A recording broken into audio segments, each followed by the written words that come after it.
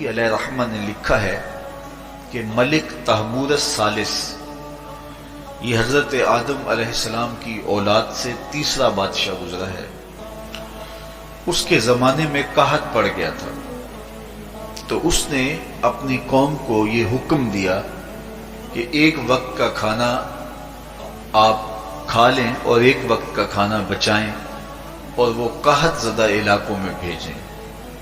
تو قوم نے اس حکم کو بصر و چشم قبول کیا اور ایک وقت کا فاقہ کاٹ کے اپنے ان بھائیوں کے لیے وہ کھانا بھیجتے جو قحط میں مبتلا تھے۔ قوم کی یہ ادا اللہ کو پسند آ گئی اور وقت کے نبی پر وحی کی گئی کہ تمہارے اس عمل کو ہم عبادت قرار دیتے ہیں۔ تو حضرت آدم علیہ السلام کے بعد متصل ہی یہ عبادت فرض کی گئی، اور پھر جتنی بھی ملتیں، قومیں اور امتیں آئیں ان میں روزے کی تحسین کی گئی اور روزے کی تلقین کی گئی۔ پرانی جتنی بھی کتابیں ہیں، اناجیل ہیں، تورات ہے، اس میں روزہ داروں کی تعریف موجود ہے۔ اور حضور علیہ السلام جب اس دنیا پہ تشریف فرما ہوئے تو آقا کریم روزے کی فرضیت سے پہلے بھی روزے رکھتے تھے۔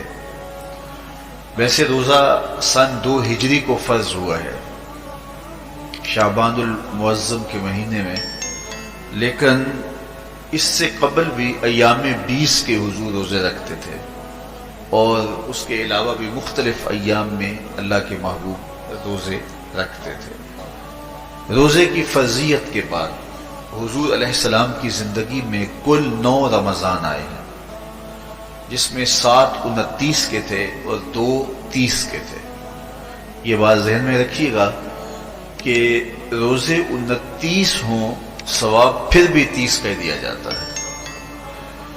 تو زیادہ تر جو رمضان المبارک کے مہینے ہوتے ہیں وہ 29 کے ہوتے ہیں، 30 کے کم ہوتے ہیں۔ حضور کی زندگی میں 9 میں سے 7 جو ہیں وہ 29 کے ہوئے ہیں اور 2 30 کے ہوئے ہیں، تو ثواب پورے 30 کا ہی ہے۔